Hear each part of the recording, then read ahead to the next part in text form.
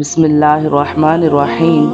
नबी अकरम सल्लल्लाहु अलैहि वालैहि वसल्लम ने इरशाद फरमाया, अल्लाह ताला ने इसमें पाक अरहमर राहिमीन पर एक फरिश्ता मुकर्रर फरमाया है कि जो शख्स इसे 3 बार कहता है, फरिश्ता निदा करता है, मांग कि अरहमर राहिमीन तेरी तरफ मुतवज्जा हुआ।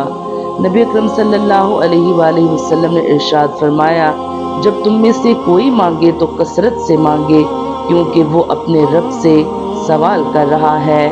जिस्म की तंदुरुस्ती नमाज में है, दिल की ताकत तिलावत कुरान पाक में है, दिमाग की कुव्वत जिक्र इलाही में है और रूह की राहत दरूद शरीफ में है।